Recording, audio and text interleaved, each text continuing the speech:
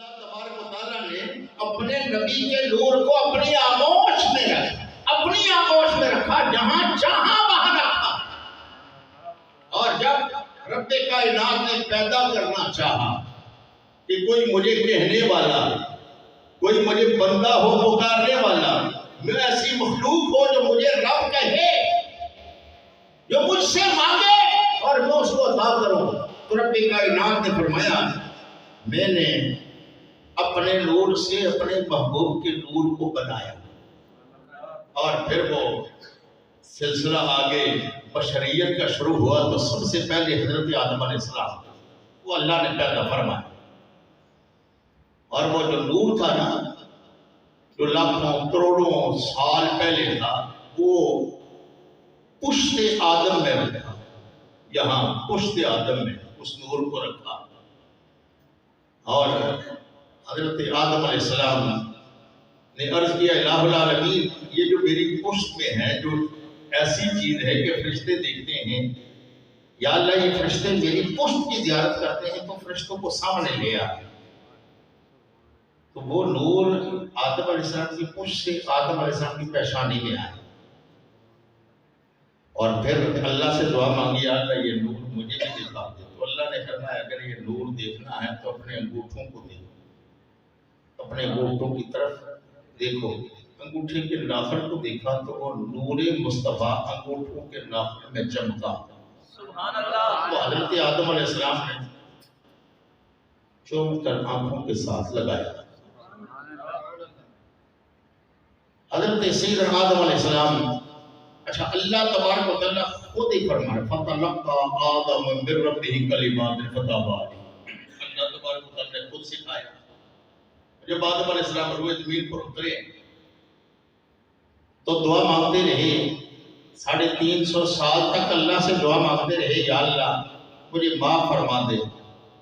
اللہ نے آپ کی خطا کو معاف نہیں فرمایا، لیکن پھر آپ نے اللہ کی بارگاہ میں عرض کی الہ العالمین مجھے اس میں محمد کے صدقے میں میری خطا معاف فرما، جس نے محمد کو تو نے جنت کے دروازے پر عرش الہی پر تو نے اپنے نام کے ساتھ لکھ رکھا ہے۔ اچھا یہاں پیار والی بات، یہاں عشق والی بات، اللہ تبارک و تعالیٰ خود سکھا رہا ہے فَتَلَقَّى آدَمُ مِن رَّبِّهِ كَلِمَاتٍ فَتَابَ عَلَيْهِ۔ سورہ بقرہ کی آیات۔ اللہ نے آدم علیہ السلام کو چند کلمات سکھائے جن کلمات پر آپ کی توبہ قبول فرمائی۔ تو حضرت آدم علیہ السلام نے جب نبی پاک صلی اللہ علیہ وسلم کا نام لیا تو رب کائنات نے پوچھا اے آدم آپ نے محمد کو کیسے جانا؟ تو حضرت آدم علیہ السلام نے اللہ کی بارگاہ میں عرض کیا الہ العالمین جب تو نے مجھے پیدا کیا تھا میں نے دیکھا تھا جنت کے دروازے پر لکھا ہوا تھا محمد رسول اللہ۔ حضور صلی اللہ علیہ وسلم خود فرماتے ہیں رب کائنات نے جب جنت کو بنایا تو جنت کے دروازے پر محمد کا نام لکھا، جنت کے درختوں کے تنوں پر محمد کا نام لکھا، پتوں پر محمد لکھا، اور کنکروں پر محمد لکھا، جنت کے درختوں پر محمد لکھا، حوروں کی پتلیوں پر محمد لکھا، کائنات کے ذرے ذرے پر محمد لکھا۔ گویا کہ اللہ تبارک و تعالیٰ جنت بنا رہا ہے اور بنا کے اپنے محبوب کا نام لکھ رہا ہے۔ یہ جنت بنائی میں ہے لیکن اس کا مالک میرا محبوب ہے، اس کا مالک میرا محبوب ہے۔ یہ سلسلہ نور کا چلتا ہوا حضرت آدم علیہ السلام سے آگے بڑھا، حضرت شیس علیہ السلام، پھر حضرت نوح علیہ السلام۔ یہ بڑی لمبی تاریخ ہے۔ جتنے انبیاء کرام تشریف لاتے رہے حضور صلی اللہ علیہ وسلم کی سیرت پاک کو اندر کی اور آپ کو کھول کر دیکھو۔ حضور نے فرمایا آدم علیہ السلام کو جو فرشتے سجدہ کر رہے تھے وہ سجدہ نور مصطفیٰ کو تھا۔ حضرت نوح علیہ السلام کی کشتی جب کنارے لگی اور وہ برکتوں نے مصطفیٰ کی تھی، یونس علیہ السلام مچھلی کے پیٹ میں زندہ رہے نور مصطفیٰ کی وجہ سے، موسیٰ علیہ السلام دریا سے بچ نکلے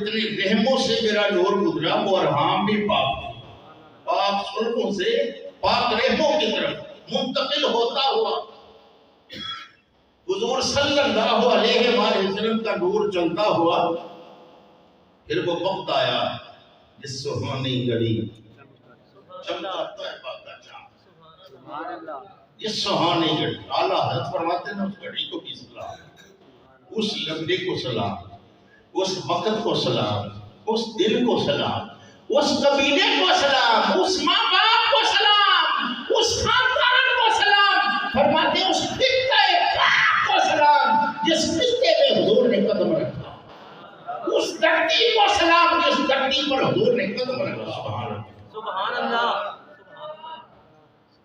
بآواز بلند کہو ذرا سبحان اللہ۔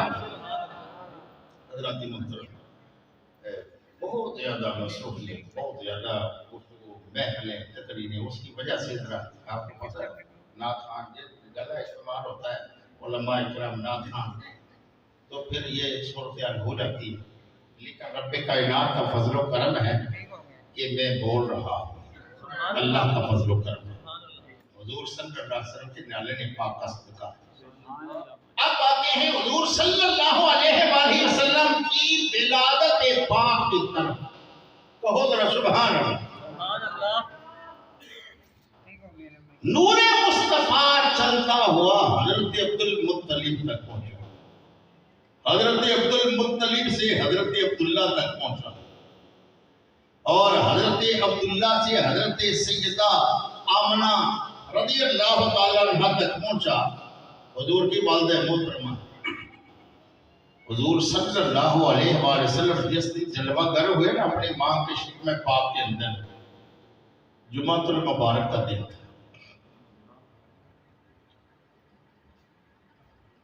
حضرت سیدہ آمنہ رضی اللہ تعالیٰ، آپ فرماتے ہیں جب پہلا ماہ مقدس آیا، آدم علیہ السلام میری خواب میں آئے اور مجھے انہوں نے مبارکباد دی، اور اس طرح دوسرا مہینہ، پھر اس طرح اللہ کے نبی حضرت شیس علیہ السلام آئے، تیسرا مہینہ حضرت نوح علیہ السلام آئے، چوتھا مہینہ حضرت ابراہیم علیہ السلام آئے، اس طرح پانچواں مہینہ حضرت اسماعیل علیہ السلام آئے، حضرت یحییٰ علیہ السلام، حضرت یعقوب علیہ السلام، حضرت ایوب علیہ السلام، حضرت سلیمان علیہ السلام، حضرت موسیٰ علیہ السلام، حضرت عیسیٰ آتے رہے۔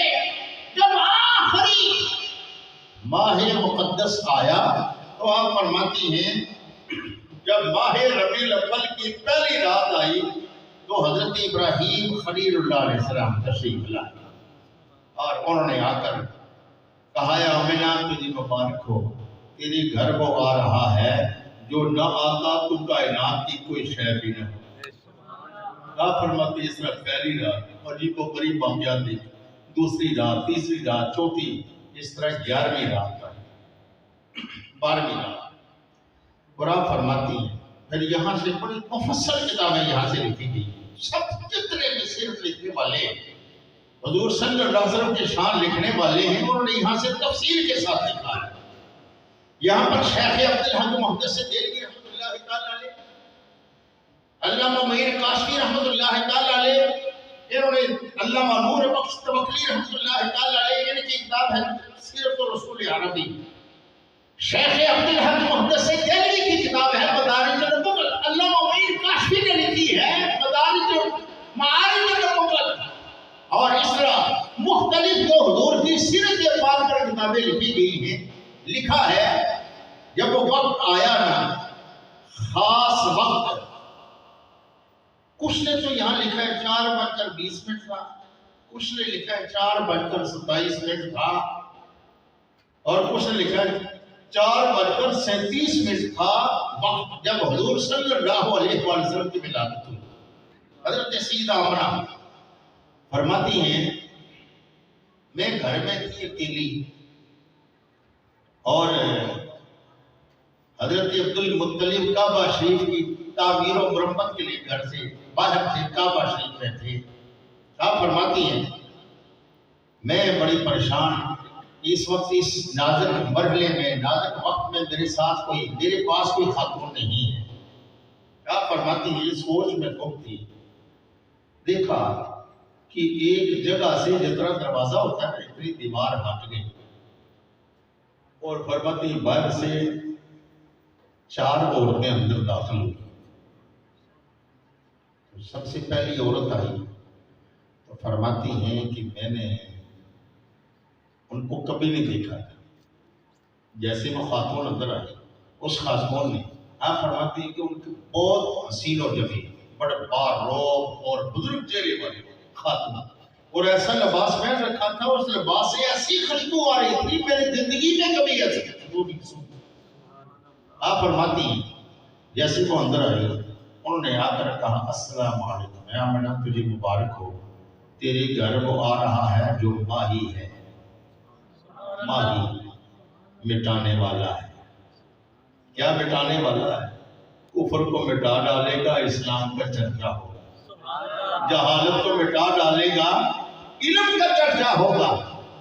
اندھیرے کو مٹا ڈالے گا نور علی نور جہان ہو جائے گا. ایسا نبی آ رہا ہے جس کا نام روح زمین پر ہوگا محمد اور آسمانوں پر ہوگا محمد. آپ فرماتے وہ میرے سامنے بیٹھ گئے. میں نے پوچھا اے بزرگ خاتون آپ کون ہیں؟ انہوں نے جواب دیا میں آدم علیہ السلام کی بیوی حضرت حوا ہوں. حضرت حوا ہوں. آپ فرماتے ہیں پھر دوسری عورت آ گیا انہوں نے بھی مجھے سلام کہا اور کہا اے آمنہ تجھے مبارک ہو تیرے گھر وہ آ رہا ہے جو طیب ہے جو پاک ہے پاک آ رہا ہے روح زمین کو بھی پاک کرنے والا ہے. وہ میرے دائیں جانب بیٹھ گئی. میں نے ان سے پوچھا کہ آپ کون ہیں؟ انہوں نے جواب دیا کہ میں حضرت عیسیٰ علیہ السلام کی ماں حضرت مریم. تیسری عورت آگے آئی انہوں نے بھی مبارکباد دی اور میں نے ان سے پوچھا کہ آپ کون ہیں؟ تو انہوں نے جواب دیا کہ میں ابراہیم علیہ السلام کی بیوی حضرت سارہ ہوں. چوتھی عورت آگے آئی. میں نے ان سے پوچھا کہ آپ کون ہیں؟ انہوں نے کہا کہ میں فرعون کی بیوی حضرت آسیہ ہوں. یہ چاروں عورتیں آ کر بیٹھ گئیں اور آپ فرماتی ہیں میں نے اپنے گھر کے باہر صحن میں روشنی دیکھی جیسے دن کو روشنی ہوتی ہے. میں گئی باہر جا کر میں نے باہر دیکھا تو جتنے آسمان کے ستارے تھے نا وہ جھک کر میرے گھر کے صحن میں آ گئے.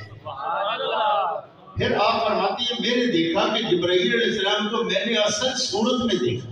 حضرت آمنہ فرماتی ہیں اصل صورت میں دیکھا اور جبرائیل علیہ السلام آسمان سے اترے ہیں. ان کے ہاتھ میں 3 جھنڈے. کیا ہے؟ 3 جھنڈے. ایک جھنڈا کعبۃ اللہ کی چھت پہ لگا دیتے ہیں, ایک جھنڈا بیت المقدس کی چھت پہ لگا دیتے ہیں اور ایک جھنڈا زمین و آسمان کے درمیان لگا دیتے ہیں. آپ فرماتی ہیں پھر میں نے دیکھا زمین و آسمان کے درمیان ایک چھت بن گئی ہے.